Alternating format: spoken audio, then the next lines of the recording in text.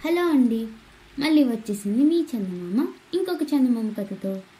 ఈరోజు మనం చెప్పుకునే ఆ చందమామ కథ పేరేంటంటే మహావీరుడి మంకుతనం. ఉత్పల దేశానికి కీర్తిచంద్రుడు రాజు. ఆయన కుమార్తె పద్మావతి అందాల భరిణి. యుక్త వయసు రాగానే రాజు ఆమెకు తగిన వరుణ్ణి అన్వేషించసాగాడు. ఆ ప్రయత్నాలలా సాగుతుండగానే ఒక రాత్రి యువరాణి మాయమయ్యింది. సేవకులు పరిచారకులు అంతఃపురం నలుమూలలా వెతికారు. రాకుమార్తె కనబడలేదు. అప్పుడు రాజపురోహితుడు అంజనం వేసి చూసి యువరాణి పద్మావతిని బ్రహ్మరాక్షసుడొకడు ఎత్తుకుపోయాడు. వాడు భయంకరారణ్యం మధ్యలో దుర్భేద్యమైన భవనంలో ఉంటున్నాడు. వాడు మహాశక్తిమంతుడు. ఈ రోజు నుంచి సరిగ్గా 3 మాసాల తర్వాత వాడు పద్మావతిని పెళ్లి చేసుకోబోతున్నాడు అని చెప్పాడు. ఇది విని రాజు రాణి హతాశులైపోయారు. ఏం చేయాలో వారికి పాలుపోలేదు. మహామంత్రి పురోహితుడితో, ఆర్య, రాకుమారిని తిరిగి దక్కించుకునే మార్గం కూడా అంజనం వేసి చూడండి అన్నాడు. పురోహితుడు తల అడ్డంగా తిప్పి, జరిగినది జరుగుతున్నది మాత్రమే అంజనం ద్వారా చూడగలను.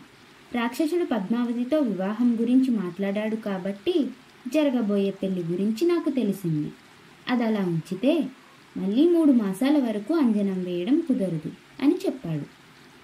ఇది విని మంత్రి రాజు వంక తిరిగి, ప్రభు, దిగులుపడి మనం చేయగలిగిందేం లేదు. అంతా మన మేలు కొరకే అని సరిపెట్టుకుందాం. రాకుమార్తెను రాక్షసుడు భార్య నుంచి రక్షించిన వాడికి ఆమెనిచ్చి వివాహం చేస్తామని ప్రకటించండి. ఆ పైన దైవం మీద భారం వేద్దాం అని సలహా ఇచ్చాడు.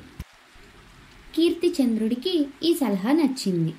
ఆ ప్రకారం ఆయన వెంటనే రాజ్యమంతటా భయంకరారణ్యం మధ్యలో ఉండే రాక్షసుడు రాకుమార్తెను ఎత్తుకుపోయాడు. 3 మాసాలలో వాడామెను పెళ్లి చేసుకుంటాడు. ఈలోగా రాకుమార్తెను రక్షించి తీసుకొచ్చిన వారికి ఆమెనిచ్చి వివాహం చేయడం జరుగుతుంది అని చాటింపు వేయించాడు. అది విని రాజ్యంలోని వీరయూకలెందరో ఉత్సాహంగా భయంకరారణ్యం వైపు తరలి వెళ్లారు. భయంకరారణ్యం దుర్గమమైనది. అందులో ప్రవేశించాలంటే ఒకే ఒక్క మార్గం ఉన్నది. అక్కడకు ఉత్పల దేశానికి చెందిన మహావీరుడనేవాడు అందరికంటే ముందుగా చేరుకున్నాడు. అక్కడికి ఏ వీరుడొచ్చినా వాడు సవాలు చేసి, బ్రహ్మరాక్షసుడిని ఎదుర్కోవడం సామాన్యులకు సాధ్యం కాదు. ముందు నన్ను ఓడించి తర్వాత అరణ్యంలో ప్రవేశించండి అనసాగాడు. ఒక్క వీరుడు కూడా మహావీరుణ్ణి ఎదిరించి ముందుకెళ్లలేకపోయాడు. క్రమంగా భయంకరారణ్యం వైపు వచ్చే వీరుల సంఖ్య తగ్గిపోయింది. చారుల ద్వారా ఈ వార్త రాజును చేరింది. మహావీరుడి గురించి వాకాబు చేయగా వాడి తండ్రి పూర్వం సైన్యంలో పనిచేసి మరణించాడని, ఆ తర్వాత వాడు కొంతకాలం పాటు దేశం విడిచిపెట్టి ఎక్కడికో వెళ్ళి ఎన్నో విద్యలు నేర్చి మహాశక్తిమంతుడై వచ్చాడని తెలిసింది. కీర్తిచంద్రుడు మహావీరుడి తల్లిని స్వయంగా చూడబోయాడు. ఆమె మహారాజు తన ఇంటికి వచ్చినందుకు తత్తరపడింది. నీ కుమారుడు రాజద్రోహం చేస్తున్నాడు.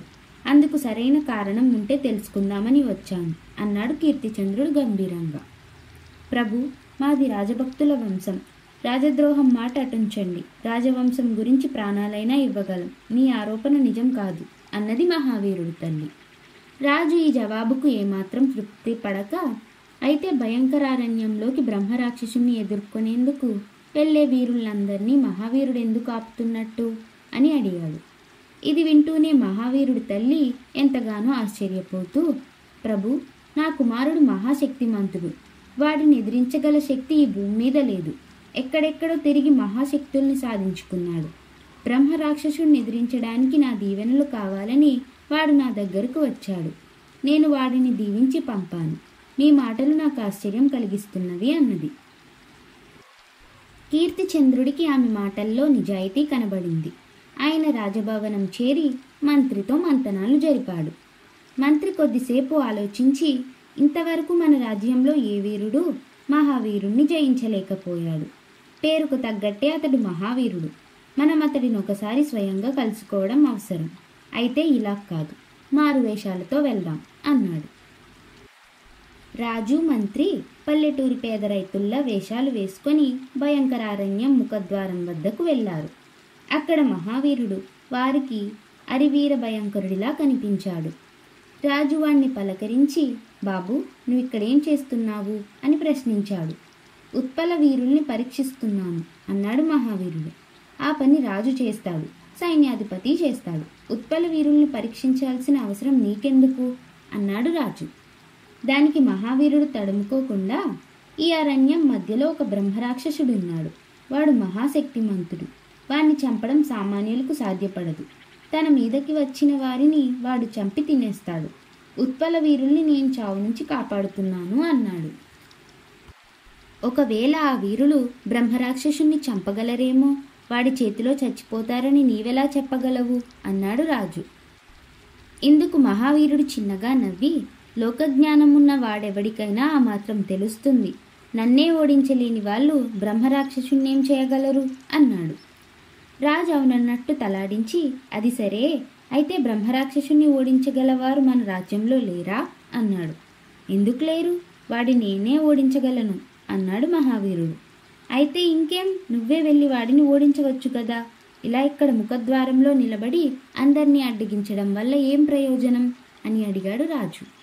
ఆ పని చేసేవాణ్ణే మరి, కానీ నాకు మన మహారాజు కారణంగా పెద్ద ఇబ్బంది వచ్చి పడింది అంటూ మహావీరుడు తన కథను వాడికి చెప్పసాగాడు. మహావీరుడు తండ్రి చంద్రసేనుడు యుద్ధంలో మరణించినప్పుడు వాడి వయసు 5 ఏళ్ళు. తల్లి వాడితో ప్రతిరోజు తండ్రి పరాక్రమం గురించి చెప్పి, అంతటి వాడు యుద్ధంలో దిక్కుమాలిన చావు చచ్చాడు. నువ్వు యుద్ధంలో చావు లేకుండా ఉండేంత శక్తిమంతుడివి కావాలి అంటుండేది. ఈ మాటలు మహావీరుడి తలకెక్కాయి. చిన్నతనం నుంచే వాడు యుద్ధ విద్యలు అభ్యసించి రాటుతేలాడు. 16 ఏళ్ల వయసులో వాడు తల్లితో, అమ్మా, నేను హిమాలయాలకు వెళ్ళి అక్కడి మునులు సేవ చేసుకొని మంత్రతంత్రాలు నేర్చుకొని వస్తాను, దీవించు అని తల్లి దీవెనలు అందుకొని బయలుదేరి వెళ్ళాడు. హిమాలయాల్లో మహావీరుడి కోరిక సిద్ధించింది. అక్కడ ఒక ముని వాడికి మంత్రతంత్రాలని నేర్పి, నాయనా, ఈ భూమి మీద నిన్ను ఎదిరించగల శక్తి లేదు. మొదటిసారిగా మానవతేర శక్తిని ఎదిరించడానికి వెళ్లే ముందు మాత్రం నీ తల్లి దీవెనలు అందుకో, ఆ తర్వాత నీకెదురుండదు అన్నాడు. తిరుగు ప్రయాణంలో మహావీరుడికి దొంగల ముఠ ఒకటి ఎదురయ్యింది. సమీపంలోని పల్లెటూళ్ళలో చంద్రిక అనే ఒక అందమైన పిల్ల ఉంది. దొంగల నాయకుడు ఆమె అంటే మోజుపడ్డాడు. తను పెళ్లాడేందుకు ఆ పిల్లని, పెళ్లి జరిపించడానికి పురోహితుణ్ణి, కన్యాదానం చేయడానికి పిల్ల తల్లిదండ్రుల్ని బందీలుగా తీసుకుపోతున్నారు దొంగల ముఠ. వాళ్ళు మొత్తం 20 మంది ఉన్నారు. మహావీరుడు వాళ్ళందరినీ ఎదిరించి తరిమేశాడు. అప్పుడు చంద్రిక తండ్రి మహావీరుడితో, నాయనా, పెళ్లి కోసం ఇల్లు కదిలిన క్షణంలోనే మా పిల్ల మాకు పరాయిదయ్యింది. దానికి పెళ్లి జరిపించకుండా పల్లెకు తిరిగి వెళ్ళి ఎవరికి ముఖం చూపించుకోలేం. మేము కన్యాదానం చేస్తాం, పురోహితుడు పెళ్లి జరిపిస్తాడు, నువ్వు చంద్రికని స్వీకరించు అని వేడుకున్నారు. చంద్రిక కూడా తనంటే ఇష్టపడుతుందని గ్రహించాక మహావీరుడు పెళ్లి చేసుకున్నాడు. పెళ్ళయ్యాక భార్యాభర్తలు ఉత్పల దేశానికి బయలుదేరారు. దారిలో వాళ్లకు బ్రహ్మరాక్షసుడు ఒకడు తటస్థపడి, ఆహా, ఈ అందాల కుప్ప నాకు మహా నచ్చింది. నేను ఈమెను భయంకరారణ్యంలోని నా నివాసానికి తీసుకువెళ్తున్నాను, చేతనైతే నన్ను ఆపు అన్నాడు. తల్లి దీవెన లేకుండా తొలిసారి మానవతేరా శక్తితో తలపడవద్దన్న ముని హెచ్చరిక గుర్తు రావడంతో మహావీరుడు తడబడి, నేను నిన్ను ఎదిరిస్తాను, ఎటొచ్చి కొంత గడువు కావాలి అన్నాడు. ఇందుకు రాక్షసుడు వికవికామంటూ నవ్వి కాళ్లతో భూమిని తాటిస్తూ, త్వరలో నేను ఒకే రోజున 8 మంది మానవ యువతలను పెళ్లాడబోతున్నాను, ఆలోగా రాగలిగితే రా అని చంద్రికను తీసుకొని మాయమయ్యాడు.